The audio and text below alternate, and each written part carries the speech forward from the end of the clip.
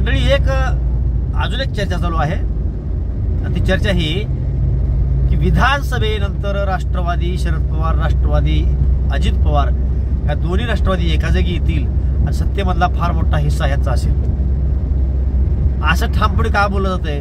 तर हे सांगत असताना एक गणित लक्षामध्ये घेणं गरजेचं आहे की शरद पवार गट 60 जागा मागतोय, तितक्याच जागा अजित पवार गट हे मागतोय. त्याहीपेक्षा जास्त जागा या शरद पवार गटाला मिळवून घ्यायचा त्यांचा प्रयत्न आहे.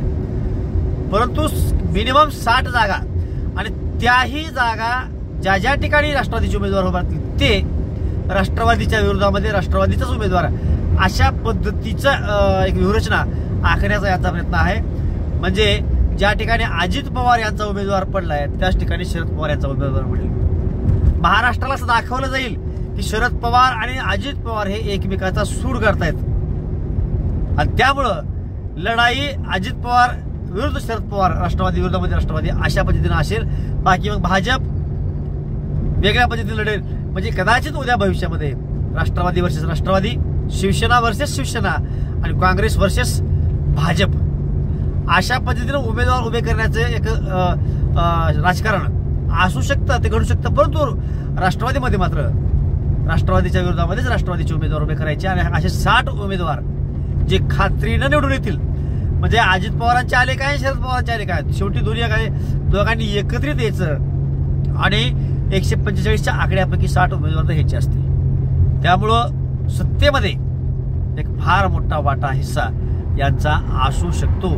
जर अजित पवार यांना घेऊन जर इकडे काही सत्ता स्थापन करण्याचा प्रयत्न होणार असेल, त्या परिस्थितीमध्ये शरद पवारांनी सहकार्य करायचं, सत्तेमध्ये काही लोकांनी सामील व्हायचं आणि जर महाविकास आघाडीचं सरकार येऊ शकतं अशी परिस्थिती असेल तर त्यावेळेला रिपीट अजित पवार यांनी शरद पवारांकडे जायचं आणि तिथल्या सत्तेमध्ये सहभागी व्हायचं, असा एक ढोबळ मानाने त्याचं गणित आहे असं बोलत होते. शेवटी राजकारणामध्ये काही होऊ शकतं. शेवटी काका पुतणेत उद्या भविष्यामध्ये जसं अजित पवार यांना उपरती झाली की मी चूक केली, मी ताईच्या विरोधामध्ये बायकोला उभं करायला नाही पाहिजे होतं, असं अजित पवारांनी आपली प्रतिक्रिया दिली.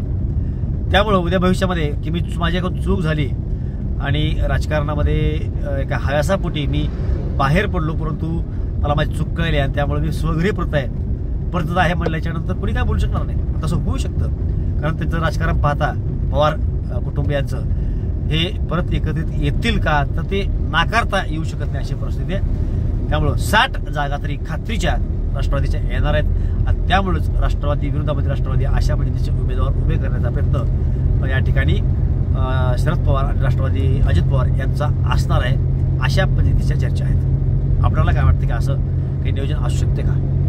आपल्या प्रतिक्रिया निश्चितपणे कळवा. जय महाराष्ट्र.